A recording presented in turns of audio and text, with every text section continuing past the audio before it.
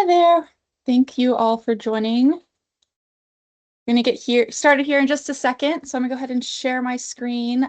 Please let me know if you can't see it, but we'll get started here in just a moment.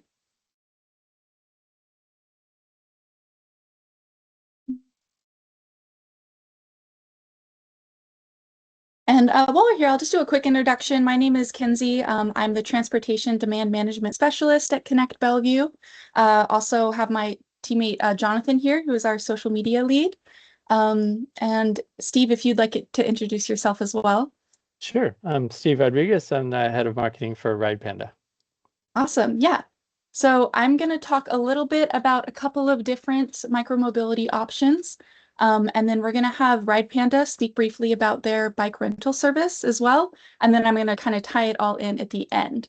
So at the very end, there'll be a Q&A as well. So if anyone has any questions, in the meantime, feel free to send them in the chat and we can address them as they come or at the end.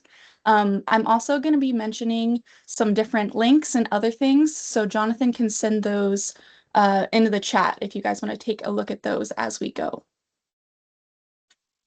So what is the last mile? The last mile is going to be that final leg of a journey from a transit hub to the final destination.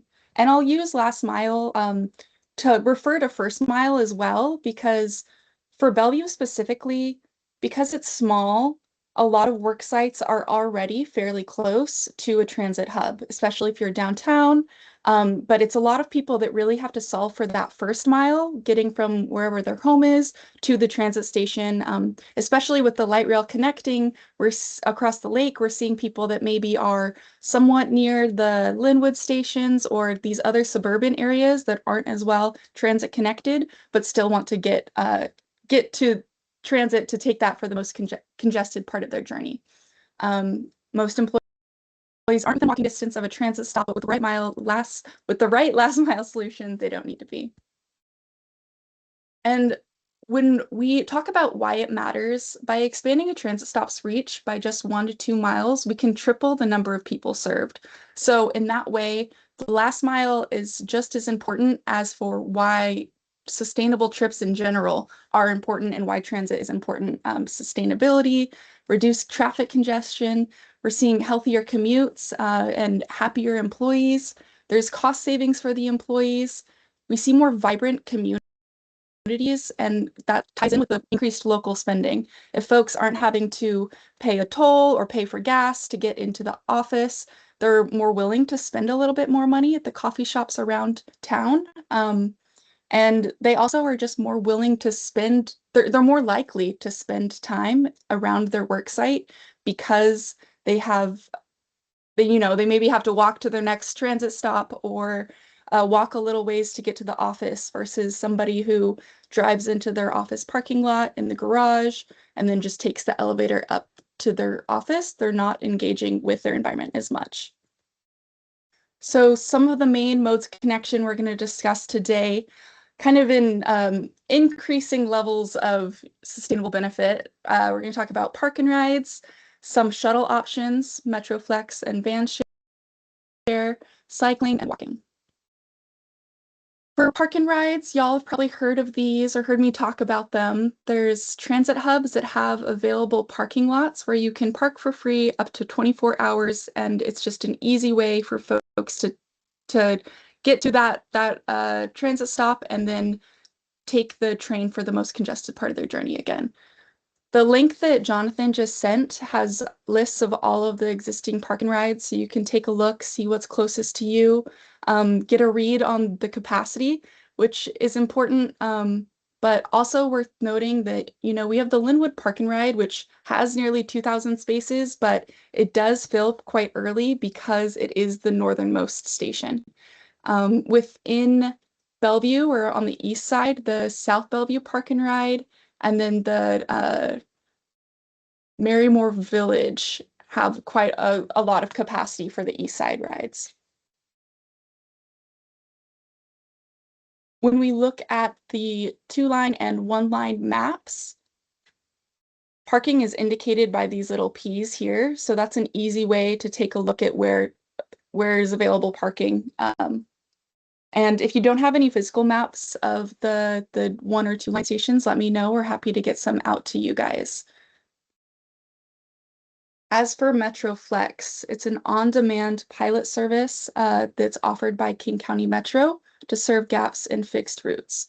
Right now, it's only operating in these spots that you see highlighted, and it's for trips that start or end in these areas, but it's great for if someone needs to get to a transit stop. And these spots have been determined because they aren't existingly well serviced by transit, so it really is purposely for that first or last mile.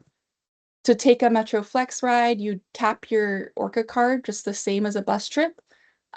Free transfers, just like an Orca card. And there's an app that you can request the rides from. I think Jonathan sent the link there so you can read a little bit more.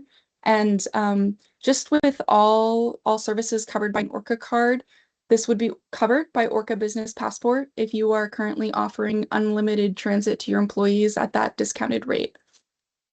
And if you want to learn more, we're happy to help you there. There's also vanshare. You've probably heard me talk about van pool before, which is kind of what it sounds like. King County Metro provides a van. There needs to be 5 people with a similar route. It's basically carpool, but with the provided van where they cover all of they being the county covers all of the tolls, the maintenance, the gas, all of that. It's a 200 monthly cost split among riders for vanshare, which specifically exists to take people to a transit hub. We see this a lot with folks who maybe take the ferry or take the sounder.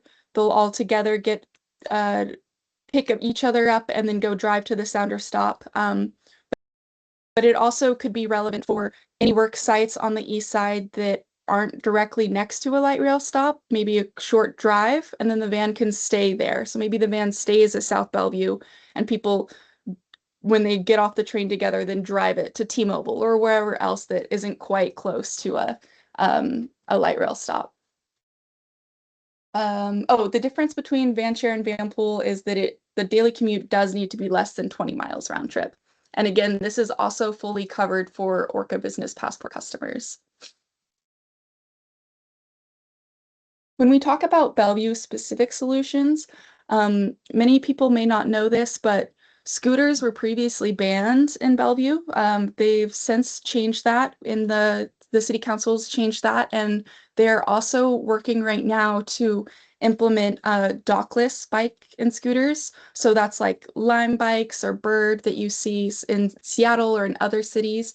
If you've ever taken one of the Limes or something in Seattle, you'll notice you can't even drive it over to Bellevue. So once it is implemented here, that will be an option. And we're also going to see a little bit more of these around the city. We will share updates as they come. As far as we know, it's expected, or they're hoping to launch later this summer. But as of right now, they have a RFQ out, or yeah, they're looking at proposals from the different companies, essentially. There's also the bellhop.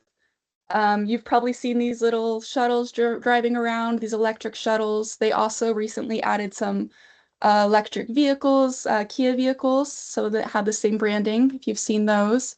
These can be ordered within this zone here. You just need the Circuit app, and I think Jonathan's sending that information as well. Last I heard, the wait time is about 11 minutes, but it can really differ depending on, that's the average. If there's a lot of people requesting it during the rush, it might be a bit longer. It operates Monday through Friday, 8 a.m. to 9 p.m. And then on the weekends, it operates from 10 a.m. to 9 p.m. And there's no fare required, but the drivers do drive for tips, so it is recommended to leave some tips. But they do take Venmo if you don't have cash on hand. Yeah, and now we'll talk a little bit about cycling commuters. So this graph here is from the Commute Seattle did a survey in 2025, and it's evaluating the satisfaction of folks who take different modes to work. You'll see that drive alone commuters are the least satisfied, whereas cyclists are actually the most satisfied. Um, and Washington State is consistently ranked as one of the most bike-friendly states, largely thanks to the infrastructure we have in place. Um, Now that we're talking about cycling, I'll go ahead and pass it over to Steve to speak a little bit more about Ride Panda and their options there. Oh, are there any questions though before I switch it over?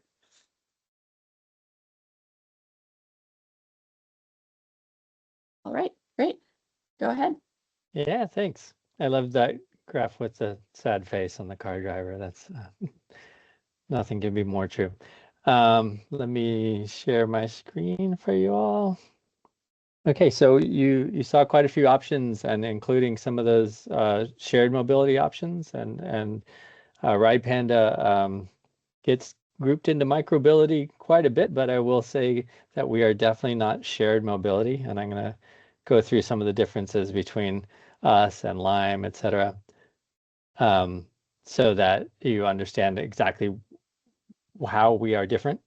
Both our co-founder Chinmay and myself, we both come from Bird and Lime. We've been in shared mobility for years, and we've landed on a new model here that we believe is more reliable and more consistently able to change behavior. So let me run through Ride Panda and specifically how it helps with last mile. So we've gone over some of the details already, but I wanted to highlight one thing. The most common commute mode is still driving alone, but I will say 39% is quite good. Seattle should be and Bellevue should be proud of that. It's much higher in other cities, up 60 and 70%. So you guys are definitely doing something right.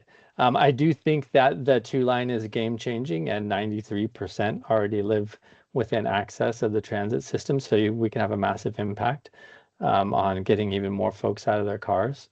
But the challenge is definitely that how do I get to the train or whatever solution you're going to use.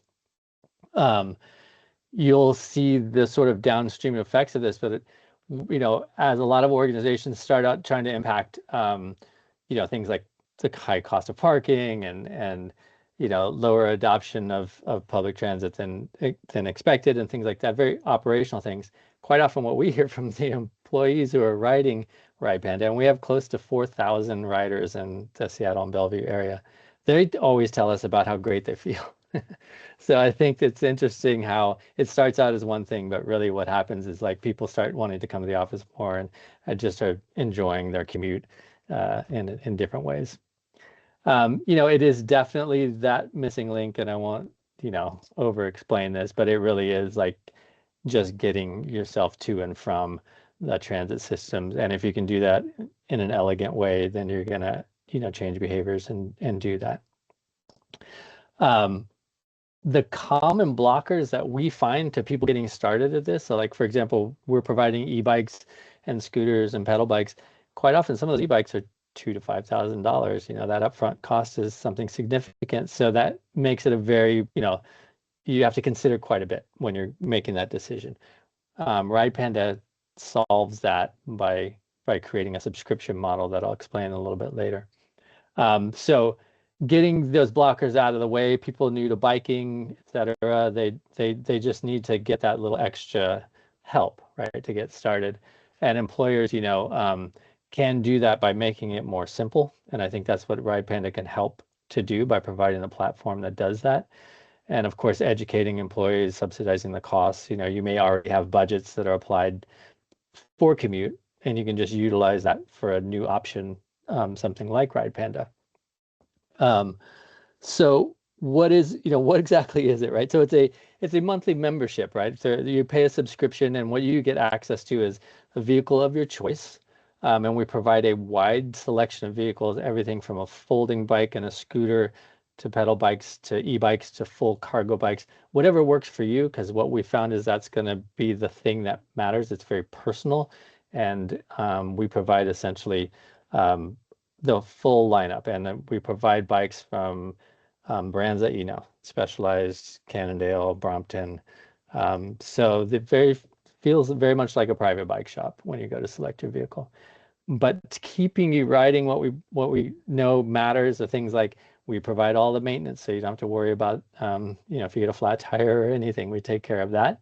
We provide theft insurance coverage for every rider. And of course, we give you a helmet and a lock, make sure that you have all the things that you need, not just to start riding, but to keep riding. We also provide in the Seattle Bellevue area, we provide what we call a Panda Hub, which is basically a private bike shop. We are not open to the public. It's only through employers. And you can access this bike shop for anything you need. If you need riding advice, if you need a repair, etc., we're there for you and we provide that support. And that's what keeps you riding. For employers, we make it very easy. This is a plug and play platform. There is no upfront cost or per employee charge. You get a full data dashboard to, as you want to, measure your success. The liability is actually between RidePanda and the rider, which keeps the company out of it. In this case, you're simply, providing the subsidy dollars to help the employee to join RidePanda, but it's definitely set up for success. And like I said, in the Seattle Bellevue area, we work with Amazon and Google and Intuit and several of the larger employers in the area. And we have, we're proud to say that we have close to 4,000 riders, and growing, who are very happily riding in the Seattle area. So what are we seeing, right? What we see from these riders is that, yes, a healthy amount of them live from 0 to 10 miles to the office, right? But you'll see in this data here that it includes the 10 to 20 mile an hour from the office folks, and even further. Now, those folks are already using RidePanda as a last mile solution. They're definitely not riding 30, 40 miles in. I mean, you could, it just would take a long time. So we're seeing quite a bit of that already, and I do think that the 2-line is going to dramatically change things. We see something similar in the Bay Area, where there is a what's called Caltrain, which operates between San Francisco and Silicon Valley, which is about a 40-mile distance, and great success as a first last mile solution there. And I'll show you some data here in a minute. In Seattle, what we're seeing, if you look at the on the left, this is our actual ridership and where they're coming. So I only showed Seattle in this graph today, but you see that most folks are coming from the area. There are very few coming across the lake at this time. So it's very centralized. And if I pulled the same map for Bellevue or for Kirkland, it's very similar. It's folks close by. You look at the map on the right where I described that Caltrain ridership, you see distinct ridership coming out of San Francisco to these South Bay locations where their offices are for Google. You'll also see some, from various areas down this peninsula between San Francisco where they are also jumping on Caltrain. And that combined also with, of course, local ridership in the local area. But it's such a distinct difference. And I think what we see here is when Caltrain electrified and they added all of the bike cars, it became very popular, but people still had to get to the Caltrain. It's not like it's not very easy to get to be honest. So when they discover a last mile solution, and in particular with Google, they look to work with us to find foldable options and et cetera, everything that would work on Caltrain. It became a huge success, and they were able to get upwards of 5-6% of their employee base, and in some offices, close to 10% of the employees are actually commuting via e-bike or bike at this point.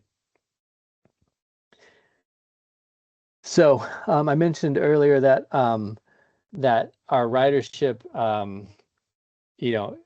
like they when they arrive to work, that they're happy and healthy and all those sort of things. But what's interesting to me is that most folks, 75%, told us that they never commuted by bike before joining RidePanda. Now 84% are commuting either daily or a few times per week, which kind of matches how much people are coming into the office, right?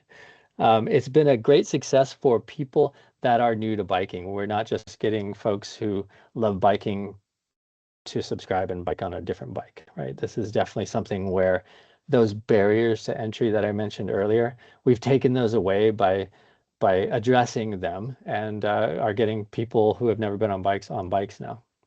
I'm also super proud of the fact that if you compare Ride Panda ridership to generally cycling across the board, we have a much greater representation of women in ridership, and that's because we spend a lot of time recognizing that you need certain bikes need to be, bikes that aren't super heavy, etc. We recognize all of the things that are going to make anyone ride, and reduce those barriers. So, and then like I mentioned, while the intention is to save on parking or to save on single occupancy vehicle trips, particularly in the Seattle Bellevue area, what we hear from employees is how great they feel, right? From 80% feeling more energized and 66, reporting their feel like improved mental and physical health, and then to, sort of like 37% feel more connected to and valued by their employer. It really does create like this partnership between the employer and the employee. And I think these are really great downstream benefits for what, ostensibly is a commute solution. And then, the mission of Ride Panda is built around, sustainability and getting people out of cars. So very, proud to report that, our average trips avoided per month per rider is 7.5, and that we've, already gotten to 345,000 miles avoided in cars, and our impact on CO2 is beginning to grow with 308,000 pounds of CO2 emissions avoided. So very proud of those stats, because that is the mission of the company. That's why we get up every day and do this. And then I wanted to bring forth a couple of stories, because I think it just sort of personalizes like the whole thing, right? This, this rider who's feeling like how great it is to get up in the morning and break a sweat. They're sort of hacking their workout, right, with their commute.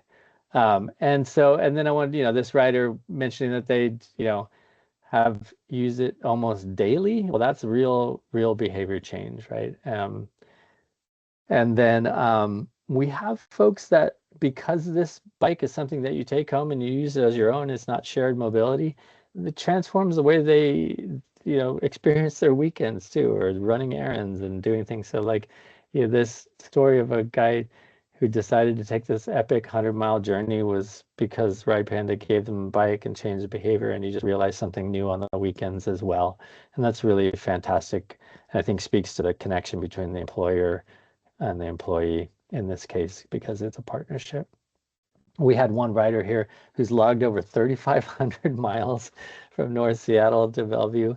That's impressive. Don't expect everyone to do that, but I mean, it really is a testament to what we're able to unlock by providing the platform that we do. And that's a little bit about Ride Panda.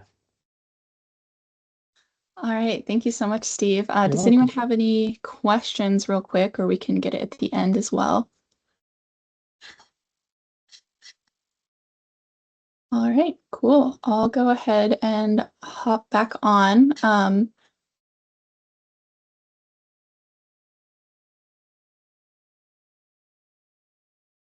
So it's great to know that things like Ride Panda are an option, but when we're talking about micromobility specifically, folks are going to want to know, okay, I have this bike now. What's the best way of getting it on the train or taking it with the bus? So I wanted to talk a little bit about the options for combining cycling and transit.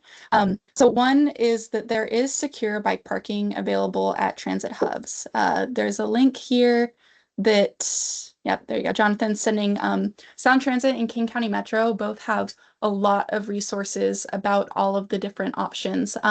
This screen grab here at the bottom is from the Sound Transit website that talks about the different parking options at each station. So we have on the left here, this would be a bike cage or a bike room. Essentially, there's There's one at Bellevue Downtown Station. You've probably seen it. It's outdoors. There's an app that you can get, and it's really cheap to lock your bike there for a period of time, and then it's locked in the cage, and you pay per hour or so.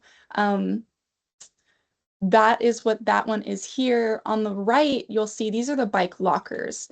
I know there's more limited options, but these are all great because they're protecting your bike from the weather as well. It's a safe way um, to know that your bike is safe while you're on transit or at work. There's also bike racks on all the buses. So there's 3 racks on the front of the buses you've probably seen. Um, On the website, they also have a video of how to use these bike racks. This is a question we get a lot, and it can be a pretty major barrier. I also want to mention that there are practice racks that just live out in the wild. I believe there's one at Bellevue College, and there's definitely one at University of Washington as well. If you get a bit nervous about trying to put your bike on the bus, it's recommended to just maybe go at an off time at a stop you know that the bus driver is maybe not in a hurry, or if there's not a lot of people on the bus. It can be stressful for sure to be trying to do this when everyone else is doing it. But also watch if you're at a busy station and you can see other people do it, and maybe ask a cyclist, oh, can you show me real quick how you did that? This is just a question we get all the time, but it's worth noting that you can't take bikes on the bus. They have to go on this rack here. For the racks, there is some restrictions, so no tandem, cargo, three-wheeled, or other non-traditional wheeled devices on those racks. The max wheel size is going to be 16 inches to 29 inches in diameter, 46-inch wheelbase, and then max weight is 55 pounds per bike, including accessories. This is where, if folks are considering different e-bikes, Ride Panda is a great option because they can switch between one month to the other to see, for me, I've been considering, an e-bike, but I'm worried about how heavy I can go or how much I can lift. So it's great to know that I'd have a couple of different options I can try out and practice my bus commute with a bike, and maybe another bike the next month, and not fully have to That's right. commit $2,000 or something. Yeah, I didn't mention that. You actually, yeah, as a member, you can swap to a different bike if you decided that you know, chose the wrong one, or if there's like a life change, all of a sudden you want to, drop the kids off at school or something like that. It's a And nice option.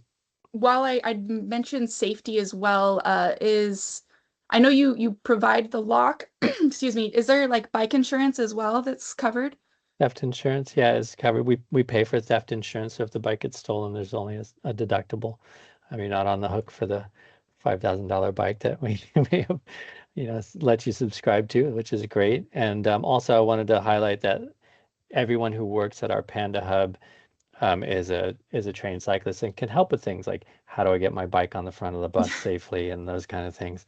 They're very, very good at guiding folks because we want you to have a good experience. Awesome. Thank you.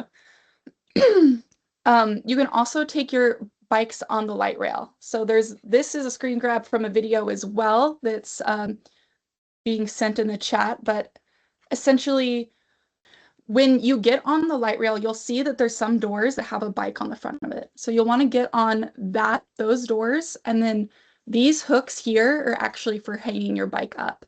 You can fit 6 bikes in a car, and it'll all be on these kind of hanging hook guys. And there's also some by the luggage as well, the little luggage area. So that's a handy way to get your bike on the light rail as well. You might have heard me talk about the rebate program last year. That was actually a quick pilot for the rebate that is just launched at the end of last month. So essentially for this entire year until March of 2027, there is a Washington State uh, bike rebate for purchasing e-bikes.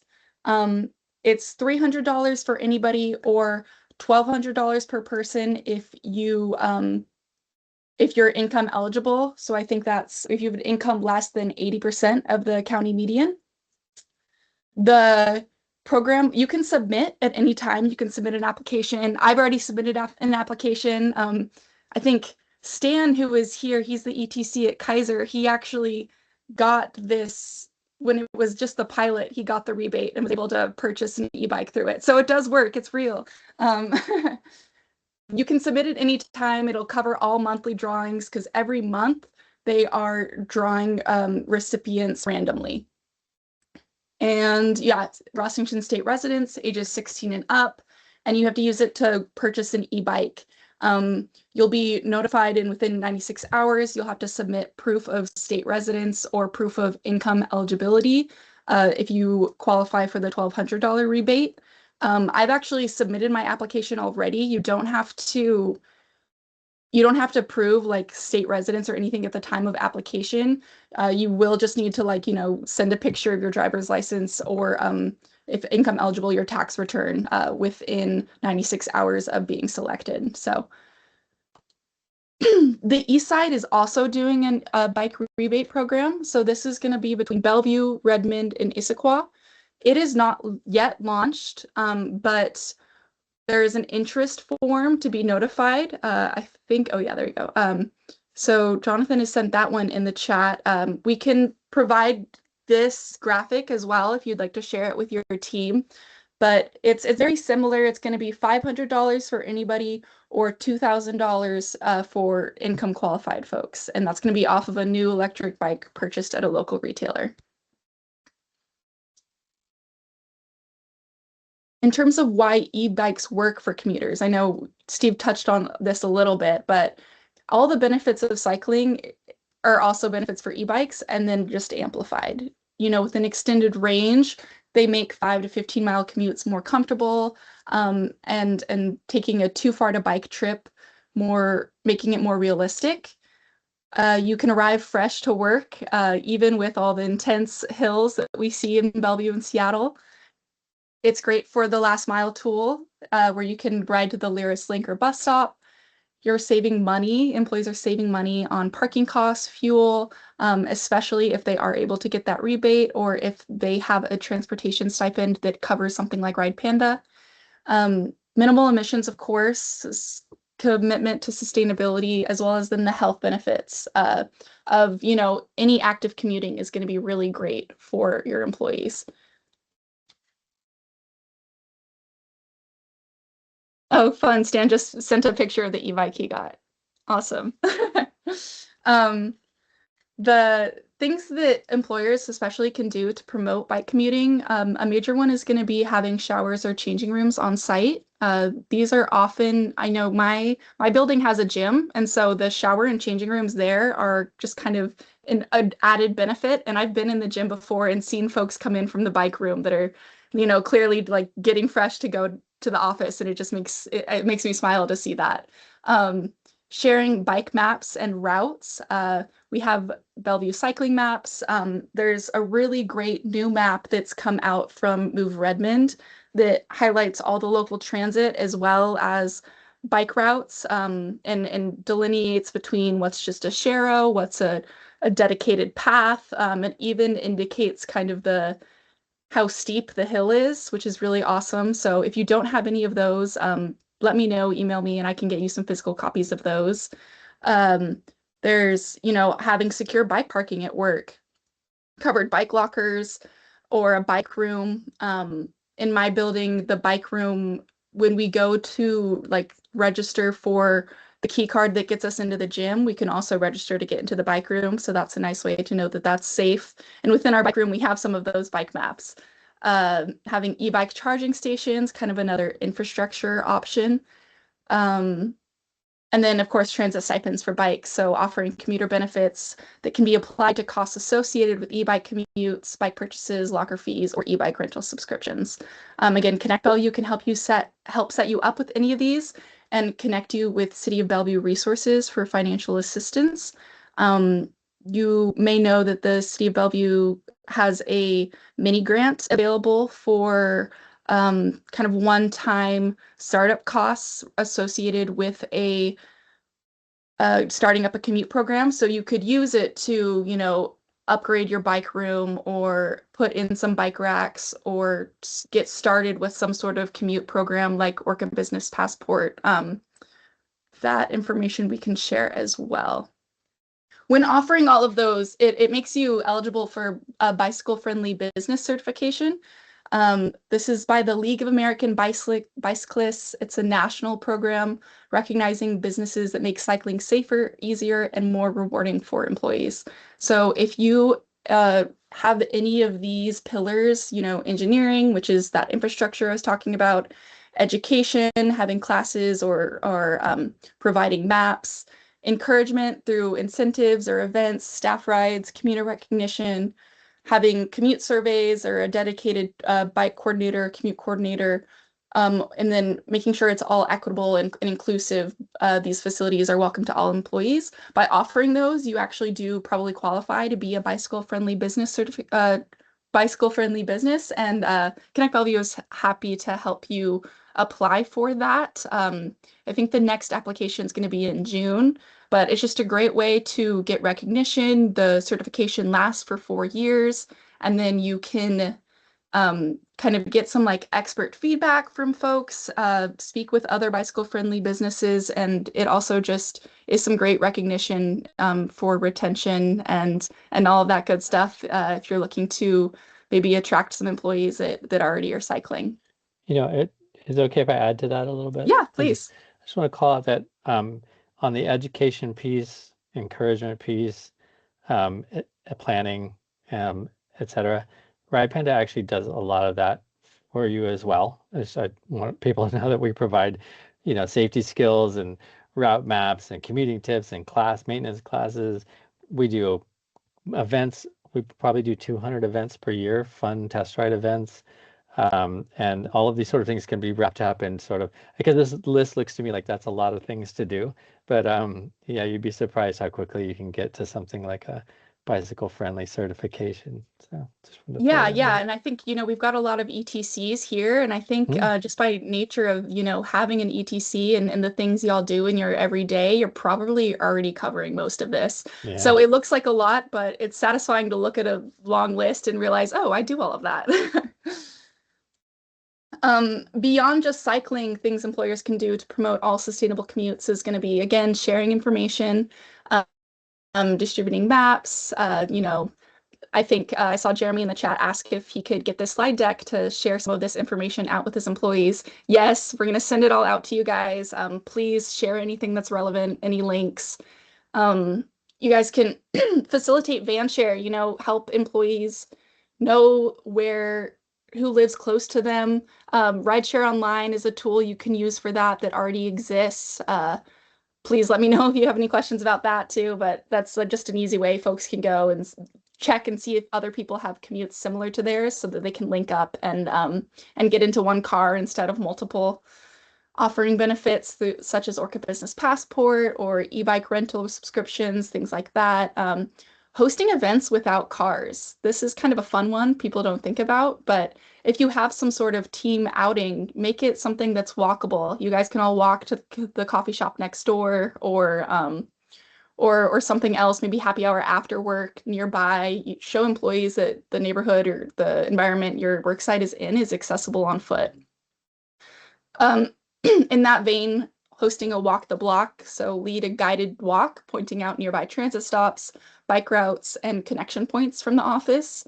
And then also requesting a free worksite plan. So Choose Your Way Bellevue does commute assistant plans for individuals. And then Connect Bellevue, we can do that essentially for your work site. So we'll kind of write up a map and tell you what transit stops are nearby, just as a quick and easy reference for folks to get an idea of what their options are. And that can be a great tool to work in tandem with if, as an individual, they decide to request a commute plan as well.